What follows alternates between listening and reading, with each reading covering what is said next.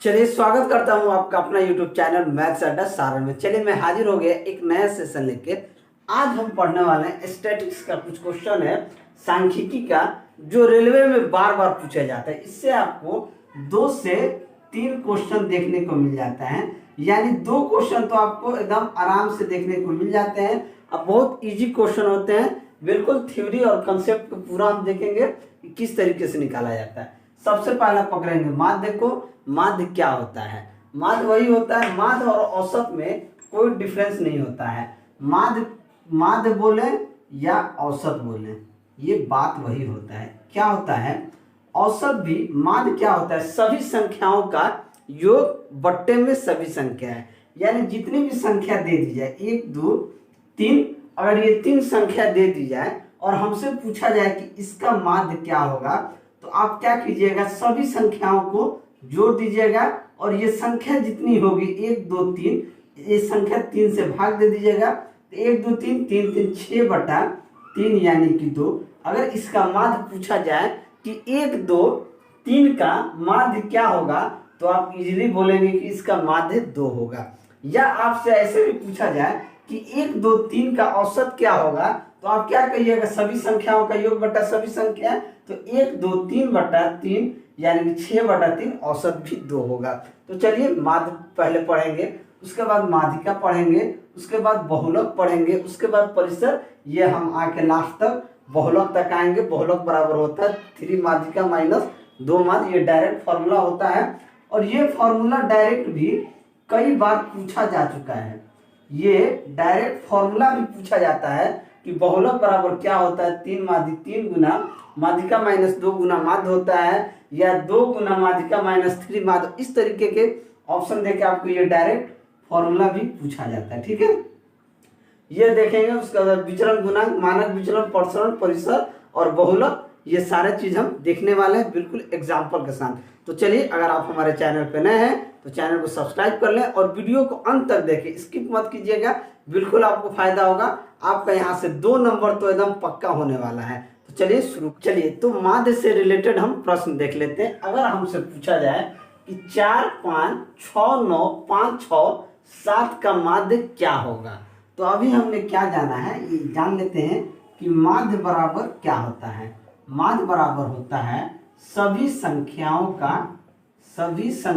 का योग, यानी जो भी संख्या प्रश्न में दिया रहे सभी संख्याओं का योग, यानी कि सभी संख्याओं का जोड़ बटा सभी संख्या, यानी जितना भी संख्या दिया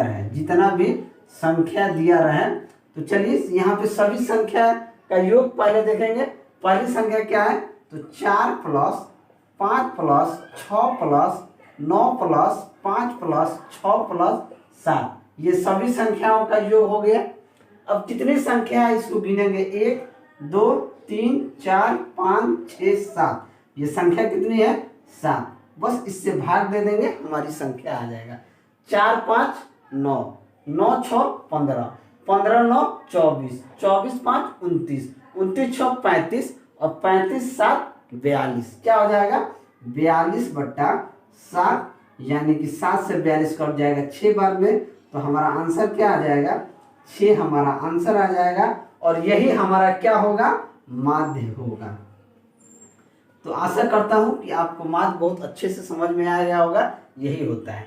एक तो तरीका ये होता है, एक इसको क्या बोलते हैं, हम औसत भी बोलते हैं ना, माध्य को हम औसत भी बोलते हैं। ठीक है, चलिए अगला क्वेश्चन देखते हैं, जो रेलवे ग्रुप डी में पूछा गया प्रश्न है माध्य से। देखिए संख्या 4 1 1 6 2 और 7 का माध्य क्या होगा। ये ग्रुप डी 2018 वाला जो एग्जाम हुआ था उसमें ये पूछा गया प्रश्न है। तो हमने अभी क्या पढ़ा है कि माध्य बराबर क्या होता है, सभी संख्याओं का योग बट्टा सभी संख्या। तो सभी संख्या क्या है, तो 4 + 1 + 1 + 6 + 2 + 7 बट्टे में कितना संख्या है, 1 2 3 4 5 6 बट्टे में 6। अब इन संख्या को जोड़ेंगे, 4 1 5, 5 1 6, 6 6 12, 12 2 14, 14 7 21, यानी कि क्या हो गया, 21/6। अब 21 को हम 6 से भाग देंगे तो क्या हो जाएगा, छतरी 18, क्या शेष गया 3, 3 में दशमलव देंगे तो 0 आ जाएगा, तो 6 5 30, यानी कि हमारा माध्य क्या हो गया, माध्य हमारा हो गया 3.5।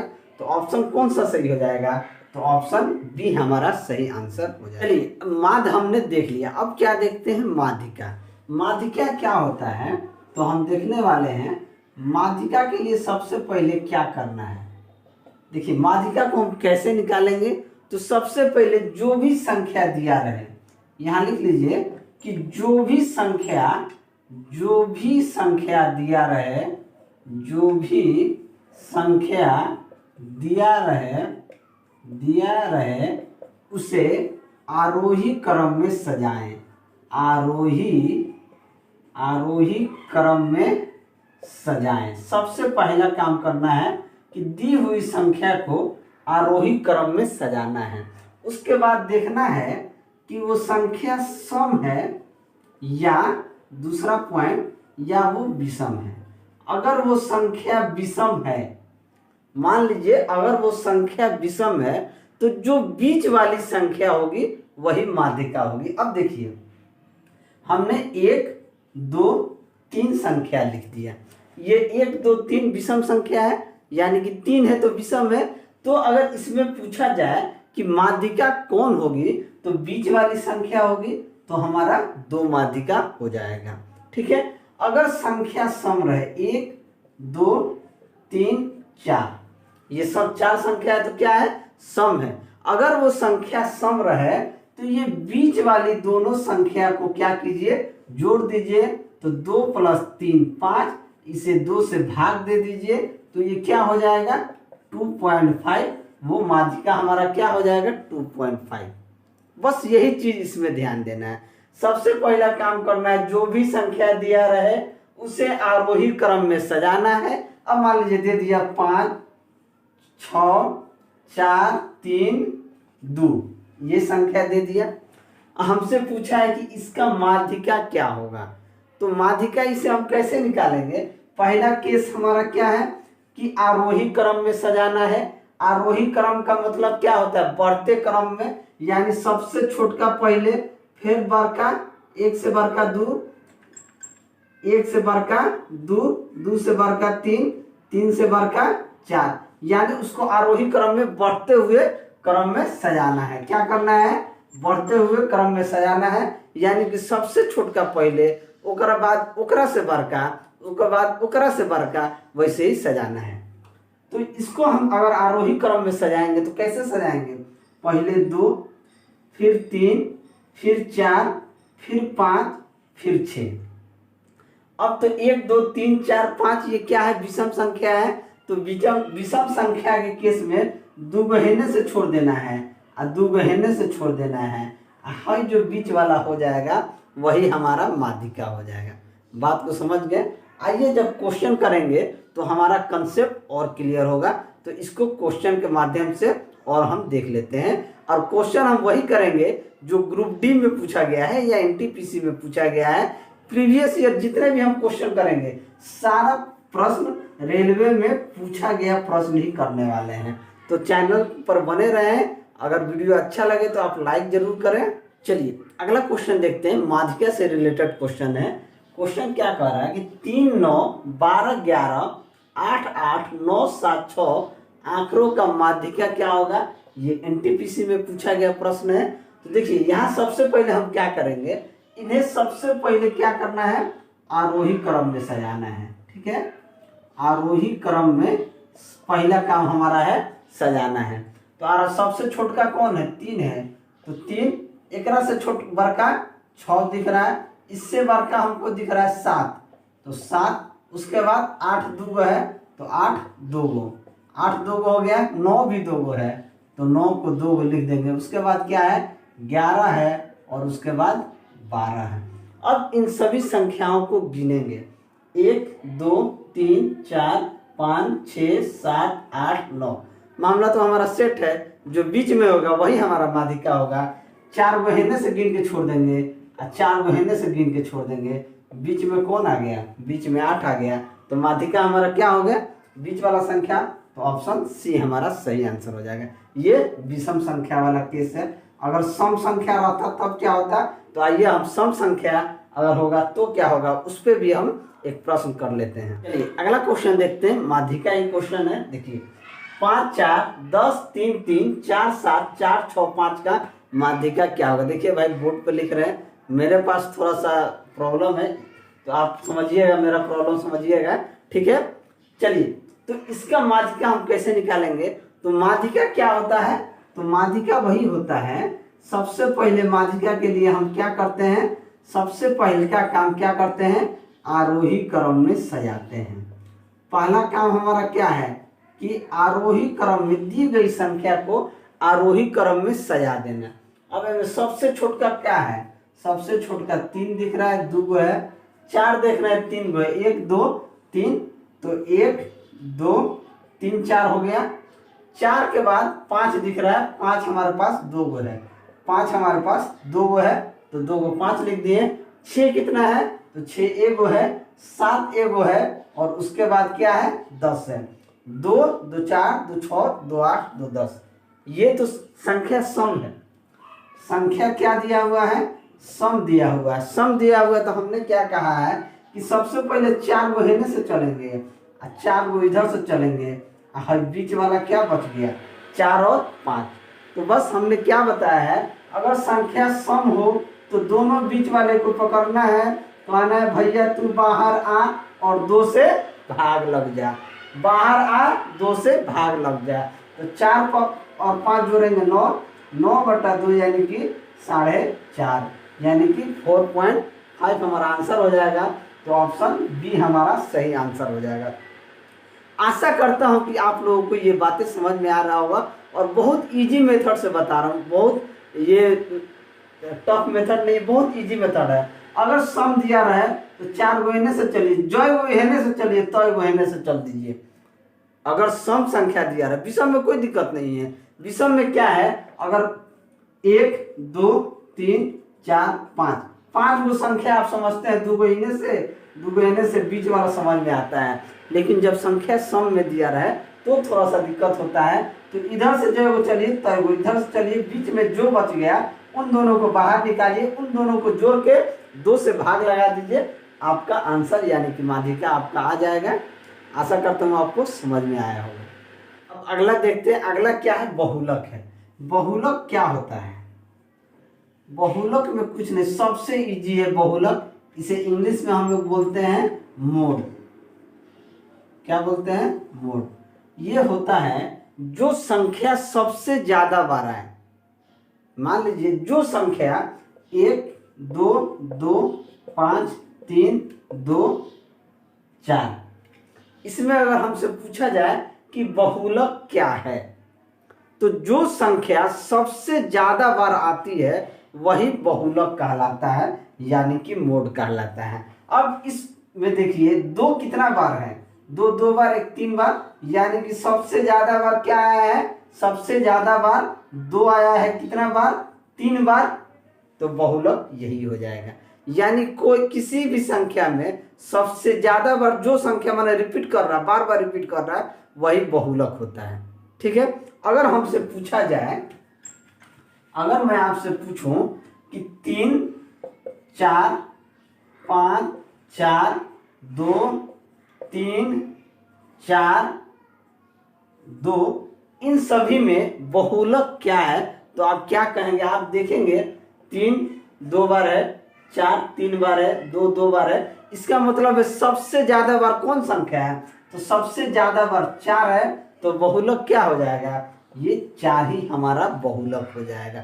बहुत इजी है, बहुत सिंपल क्वेश्चन आता है, इससे कुछ नहीं आता है। संख्या आपको दे दिया रहेगा, थोड़ा सा संख्या लंबा दे देता है, मान लीजिए 12 को 14 को 15 को दे देगा, उसमें आपको देखना रहता है। बहुलक में यही देता है, आपको थोड़ा सा संख्या 3 4 5 6 7 8 9 3 2 4 5 3, ठीक है। अब इतना लंबा संख्या दे दिया तो आपको देखना पड़ता है, कोई कोई संख्या 2 2 बार दे देता है, ठीक है, कोई 3 बार देता है, कोई 4 बार देता है। अब अगर इतना बड़ा संख्या हमको दे दिया 1 2 3 4 5 6 7 8 9 10 11 12 13 14, ठीक है। अगर हम इसमें पूछे कि हमारा बहुलक क्या है, तो आप क्या कहिएगा। आप देखिएगा कि 2 3 3 1 2 बार है, 2 बार 3 एक 3 बार है, एक 4 बार है, 5 कितना बार है, 2 बार है, 4। तो आप देखेंगे सबसे ज्यादा कौन है, तो सबसे ज्यादा 3 बार है, तो आपका बहुलक यही हो जाएगा। आइए इस पे भी कुछ क्वेश्चन हम कर लेते हैं। चलिए बहुलक पे एक क्वेश्चन कर लेते हैं। इस पे ज्यादा क्वेश्चन करने की जरूरत नहीं है क्योंकि बहुत इजी चीज है। तो चलिए अगर हमसे क्वेश्चन पूछा जाए 3 12 4 6 8 5 4 3 4 आंकड़ों का बहुलक क्या होगा, ये भी एनटीपीसी में पूछा गया प्रश्न है। तो हम देखेंगे कि सबसे ज्यादा बार संख्या हमें कौन दिख रहा है, 3 हमें दिख रहा है 2 बार, 4 हमें दिख रहा है 1 2 3, यानी कि 4 हमें कितना बार दिख रहा है, 3 बार दिख रहा है। तो बहुलक क्या हो जाएगा, 4 हो जाएगा। तो ऑप्शन ए हमारा सही आंसर हो जाएगा। इस पे ज्यादा क्वेश्चन करने की जरूरत नहीं है, इजी क्वेश्चन आता है। इससे ऐसे ही क्वेश्चन आपको देखने को मिलेगा और कुछ नहीं पूछा जाता है, ठीक है। और एक और चीज, इससे बहुलक से वो वाला क्वेश्चन पूछता है, ठीक है। बहुलक बराबर 3 माध्यिका, वो हम आगे करने वाले हैं, 3 माध्यिका माइनस 2 माध्य। इस पे एक क्वेश्चन आपका बहुलक से पूछ लेता है, नहीं तो इससे ज्यादा क्वेश्चन पूछता है, तो हम वो भी आगे करने वाले हैं। अगला क्वेश्चन से ही हम रेंज भी देख लेंगे और आगे भी बढ़ जाएंगे। चलिए अगला क्वेश्चन हमको दिया है 13 14 12 15 21 16 18 13 का रेंज बहुलक तथा माध्यिका ज्ञात करना है। अब देखिए रेंज क्या होता है हम जान लेते हैं। रेंज बराबर होता है मैक्सिमम माइनस मिनिमम, यानी कि बड़का माइनस छोटका, यानी कि बड़ा में से बड़ा संख्या माइनस छोटा संख्या, यानी कि जो बड़ा संख्या होगा उसमें से छोटा संख्या को माइनस कर देंगे तो हमारा क्या आ जाएगा, रेंज आ जाएगा, ठीक है। तो चलिए रेंज यहाँ पे सबसे पहले क्वेश्चन पूछा है कि रेंज क्या होगा, तो रेंज हमारा क्या हो जाएगा, बड़का माइनस छोटका। अब इन सभी संख्याओं में सबसे बड़ा संख्या कौन है, तो सबसे बड़ा संख्या क्या है, बड़ा संख्या 21 है, 21 माइनस, और सबसे छोटा संख्या क्या है, तो 12, तो माइनस का 12। रेंज हमारा क्या आ गया, 9 आ गया, ठीक है। रेंज हमारे पास 9 आ गया। जब रेंज हमारे पास 9 आ गया, अब पहला क्वेश्चन ही रेंज पूछा है, तो देखिए ऑप्शन जब देखेंगे ना, तो ऑप्शन में पहला रेंज दिया क्या है, 9 है, हमारा 9 आ गया। तो आगे हमें बढ़ने की जरूरत ही नहीं है, ऑप्शन से देख के कहेंगे कि ऑप्शन ए हमारा सही आंसर हो जाएगा। क्योंकि जब पहला ही पूछा है कि रेंज क्या है, जब हम रेंज ही निकाल लिए और रेंज में पहला ऑप्शन में 9 दिया है, बाकी सब में डिफरेंस दिया है, तो हमें आगे चेक करने की जरूरतें नहीं है। काहे ला हम टाइम वेस्ट करेंगे, फट से मारेंगे, हमारा आंसर यही होगा। और नहीं होगा तो देखिए पूछा कि बहुलक क्या होगा, बहुलक मतलब कि जौन संख्या सबसे ज्यादा बार हो, तो इन सभी संख्या में सबसे ज्यादा बार कौन है, तो हम देखेंगे कि 13 ही तो दिख रहा है जो 2 बार है, तो बहुलक हमारा क्या हो गया, 13 हो गया। अब हमसे पूछा है कि माध्यिका क्या होगा, तो बहुलक हमको निकालने की जरूरत नहीं, दिख गया कि 13 2 बार है, तो हमारा बहुलक 2 नंबर 13 है, यानी कि 9 13 तो हमारा सेट हो गया। अब 14। अब हम क्या देखते हैं कि माध्यिका कैसे निकालें। तो माध्यिका के लिए क्या शर्त होता है, तो माध्यिका के लिए शर्त होता है कि सबसे पहले आरोही क्रम में सजाना। तो इन संख्याओं को क्या करेंगे, आरोही क्रम में सजाएंगे। तो सबसे छोटका कौन इन सभी में, तो सबसे छोटका 12, 12 के बाद 13, 13 कितनी बार है, तो 2 बार 13 है। उसके बाद क्या है 14, उसके बाद 15, 15 के बाद 16, 16 से बढ़कर 18, और 18 से बढ़कर क्या है 21 है। अब इन सभी संख्याओं को गिनेंगे 1 2 3 4 5 6 7 8। अब ये संख्या क्या है, सम है। जब सम है तो 3 को इधर से चलेंगे और 3 को इधर से चलेंगे और बीच वाली संख्या को जोड़ के भाग दे देंगे। तो बीच वाली संख्या क्या है 14 प्लस 15/2, यानी कि 4 5 9 1 1 2 29/2, यानी कि ये हो जाएगा 14.5। तो हमारा माध्यिका क्या हो जाएगा 14.5। ऑप्शन में यहाँ पे मिस्टेक है, तो यहाँ पे 14.5 होना चाहिए। तो हमारा आंसर कंप्लीट हो गया। तो ये तीनों इसमें निकाल लिए, रेंज भी निकाल लिए, बहुलक भी निकाल लिए और माध्यिका भी निकाल लिए। रेंज को इंग्लिश में परिसर कहते हैं, क्या कहते हैं, परिसर कहते हैं। तो ये हमारा परिसर बहुत इजी होता है, मैक्सिमम माइनस मिनिमम होता है, इसको ध्यान में रखिएगा। ठीक है। बहुलक क्या होता है, जो संख्या सबसे ज्यादा बार दिया गया हो वो संख्या बहुलक होता है। और माध्यिका निकालने के लिए सबसे पहले आरोही क्रम में सजाते हैं। अगर वो संख्या सम हो तो बीच वाली दो संख्या लेके 2 से भाग दे देते हैं, और वो विषम संख्या हो तो बीच वाली संख्या हम ले लेते हैं, वही हम। अगला हम देखते हैं मानक विचलन और प्रसरण को समझ लेते हैं। मानक विचलन और प्रसरण का जो रिलेशन है, वो हम समझ लेते हैं। इन दोनों में बहुत गहरा रिश्ता है, ठीक है। अगर आपको एक पता है तो दूसरा इजीली आप निकाल लेंगे। देखिए मानक विचलन बराबर जानते हैं क्या होता है, अंडर रूट प्रसरण। क्या होता है, अंडर रूट प्रसरण आई मोड में होता है। क्या होता है, जब रूट से कोई भी चीज को बाहर निकालते हैं, अगर मान लीजिए अंडर रूट 9 है तो हम नहीं लिख देते हैं +-3, ठीक है। इसलिए ये मोड को लगा दिया जाता है कि इसमें से नेगेटिव कोई चीज नहीं निकलेगा, जो निकलेगा वो पॉजिटिव निकलेगा। तो देखिए कभी कभी पूछता है ना मानक विचलन, तो ऑप्शन में वैसे ही दिया रहता है, ऑप्शन में भी +- दे के रखता है, ठीक है। कई बार लड़का लोग मिस्टेक कर जाता है, क्या कर जाता है, मिस्टेक कर जाता है। अब मान लीजिए हम आपसे क्वेश्चन पूछ दिए कि किसी भी संख्या का अगर प्रसरण हमने दे दिया कि प्रसरण 9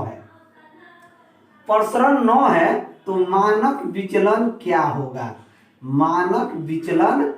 होगा, हमने दे दिया है। और प्रसरण कितना है, यहाँ पे प्रसरण लिख देते हैं कि प्रसरण बराबर 9 है। और ऑप्शन में आपको दे दे 3, option B +-3, option D plus का, ऑप्शन सी कुछ भी 4, 5।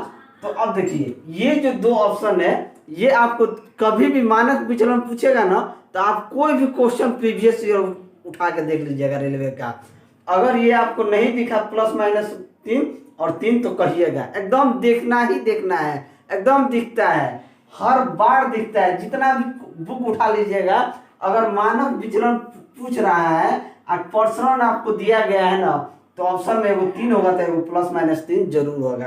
क्यों, क्योंकि कंफ्यूजन यही रहता है। लेकिन मानक विचलन एकदम पॉजिटिव में होता है, उसमें +- कोई नहीं रहता है।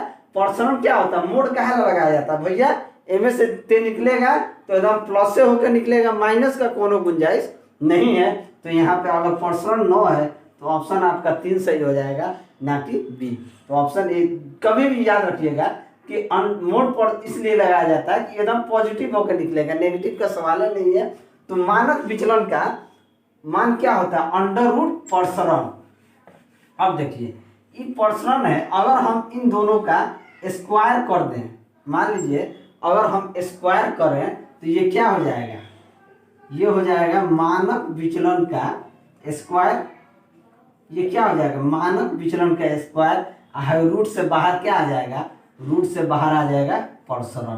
तो प्रसरण बराबर क्या हो जाएगा, मानक विचलन का स्क्वायर। बस हो गया, इन दोनों में यही रिलेशन है। मानक विचलन बराबर अंडर रूट प्रसरण, प्रसरण बराबर होता है मानक विचलन का स्क्वायर। ये दोनों चीज आपको याद रखना है। अगर आप एक चीज भी याद रखते हैं कि मानक विचलन बराबर अंडर रूट प्रसरण होता है, तो अगर आप स्क्वायर कीजिएगा, रूट को हटाने के लिए क्या करते हैं, स्क्वायर करते हैं। स्क्वायर करेंगे तो ये प्रसरण आ जाएगा, मानक विचलन का स्क्वायर हो जाएगा। तो आइए इस पे भी कुछ क्वेश्चन कर लेते हैं, ताकि कंसेप्ट हमारा और भी क्लियर हो जाए और बिल्कुल आपको अच्छे तरीके से समझ में आए। तो अगला क्वेश्चन देखते हैं। क्वेश्चन क्या है कि एक डेटा सेट का प्रसरण 81 है, तो डाटा का मानक विचलन क्या होगा। क्या अभी हमने बताया है कि मानक विचलन बराबर क्या होता है, मानक विचलन बराबर होता है अंडर रूट प्रसरण। क्या होता है, अंडर रूट प्रसरण और ये मोड। तो चलिए अंडर रूट 81 करेंगे तो क्या हो जाएगा, अंडर रूट 81 क्या होता है, 9 होता है। तो अंडर रूट ये 81 क्या हो जाएगा, 9, अब मोड का बाहर आएगा तो क्या हो जाएगा, सिर्फ 9 होगा। क्या +-9 होगा, नहीं होगा। तो ऑप्शन बी हमारा सही आंसर हो जाएगा। इस पर अब ज्यादा क्वेश्चन करने की जरूरत नहीं है, लेकिन आपको करना है अगर प्रसरण 49 हो, अगर प्रसरण 49 हो तो इसका आंसर आप हमें कमेंट बॉक्स में दें कि इसका मानक विचलन क्या होगा। 1 +-7, बी +C 49, डी आपका हो जाएगा 6.5। तो इसका 49% अगर 49 हो तो मानक विचलन क्या होगा? Option A ±7, option B 7, option C 49, option D 6.5। ये इसका आंसर आप कमेंट बॉक्स में जरूर लिखें। देखते हैं क्वेश्चन, हमको प्रसरण निकालना है। यदि एक जनसंख्या का मानक विचलन 7 हो तो प्रसरण क्या हो जाएगा? ये भी एनटीपीसी में पूछा गया प्रश्न है। अभी हमने क्या जाना है? हम यही जानते हैं कि मानक विचलन बराबर, एकदम इस चीज को याद रख लीजिए, ठीक है, कि मानक विचलन बराबर क्या होता है? अंडर रूट प्रसरण। क्या होता है? अंडर रूट प्रसरण होता है। क्या है? अंडर रूट प्रसरण। हमको प्रसरण निकालना है तो हम क्या करेंगे? इसका स्क्वायर करेंगे तो प्रसरण हट जाएगा। किसी भी चीज रूट्स को हटाने के लिए हम क्या करते हैं? उसका स्क्वायर कर देते हैं ताकि रूट हट जाए। तो स्क्वायर करेंगे तो ये क्या हो जाएगा? मानक विचलन का स्क्वायर ये हो जाएगा, मानक विचलन का स्क्वायर, और ये रूट हट के क्या हो जाएगा? प्रसरण हो जाएगा। अब हमसे प्रसरण पूछा गया है, मानक विचलन का मान 7 दिया है, तो क्या हो जाएगा? 7 का स्क्वायर बराबर प्रसरण। तो 7 का स्क्वायर क्या होता है? 7 का स्क्वायर हो जाता है 49। तो ऑप्शन हमारा 20 सही आंसर हो जाएगा। अब बताइए, ऐसा प्रश्न आप देख के ही कर सकते हैं, बिल्कुल आपको बस याद होना चाहिए। मानक विचलन 7 है, प्रसरण पूछ रहा है तो 7 7 49 हो जाएगा। अगर हम आपसे पूछें कि मानक विचलन 6 हो तो प्रसरण क्या होगा? मानक विचलन 6 हो तो प्रसरण क्या होगा? इसका आंसर आप कमेंट बॉक्स में दें। अगर मानक विचलन 7.5 हो तो इसका प्रसरण क्या होगा? इन दोनों आंसर का कमेंट बॉक्स में आप आंसर करिए। अब हम बात कर लेते हैं विचरण गुणांक। तो विचरण गुणांक क्या होता है? विचरण गुणांक ये भी बहुत इजी चीज है, बस एक बार में इसको समझ जाइए। विचरण गुणांक में कुछ चीज जो होता है वो आपको क्वेश्चन में गिवन होता है। क्या होता है? मानक विचलन बट्टा माद गुना 100%। ये परसेंटेज के फॉर्म में दिया रहता है, इसको आप 100% लिखिए या यहाँ पे आप 100 लिख दीजिए तो भी आपका चलेगा। ये पूछता है, अगर विचरण गुणांक पूछता है तो आपको परसेंटेज फॉर्म में पूछता है। बस विचरण गुणांक याद रखिए, मानक विचलन बट्टा माद गुना 100। जब हम क्वेश्चन करेंगे तो आपको एक तरीका बता देंगे कि कौन ऊपर रहेगा कौन नीचे रहेगा। अगर आप भूल भी जाएंगे तो उससे आप इजीली कर पाएंगे। तो चलिए इस पे कुछ क्वेश्चन एक दो कर लेते हैं ताकि आपका कंसेप्ट क्लियर हो जाएगा। अगला क्वेश्चन देख लेते हैं। क्वेश्चन क्या है कि एक बंटन का माध्य 15 है और मानक विचलन 5 है तो विचरण गुणांक क्या होगा?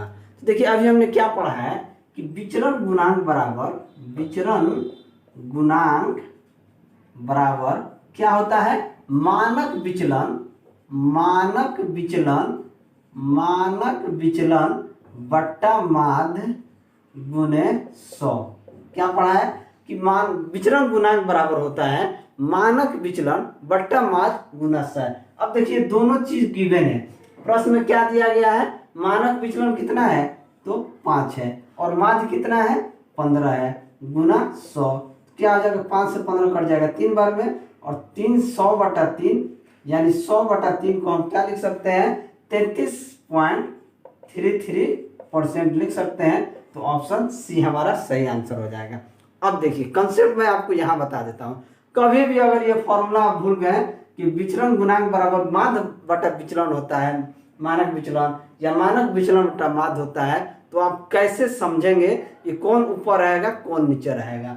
कुछ नहीं, देखिए माध्य और मानक विचलन अगर दिया रहे तो सबसे बड़ा जो संख्या होगा, जो सबसे बड़ा संख्या होगा, सबसे बड़ा संख्या क्या है? 15 है तो 15 चला आएगा नीचे, इससे जो छोटा रहेगा वो ऊपर रहेगा। हर केस में इस टाइप के प्रश्न जितना भी पूछा जाता है तो सबसे बड़का जो संख्या होता है वो नीचे होता है और छोटका संख्या कहाँ होता है? तो ऊपर होता है। तो देखिए 5/15 गुना 100 यानी कि 5 3 15, 100/3 यानी कि 33.33 हमारा सही आंसर हो गया। क्वेश्चन देखते हैं। क्वेश्चन है कि एक बंटन का माध्य 80 है और मानक विचलन 16 है तो विचरण गुणांक क्या होगा? हमने क्या कहा है कि विचरण गुणांक अगर हम भूल गए कि कैसे हमको निकालना है तो क्या करते हैं सबसे बड़ा संख्या नीचे, तो सबसे बड़ा संख्या क्या है 80 है, तो 80 को नीचे लिख दिए, उससे छोटका को ऊपर लिख दिए।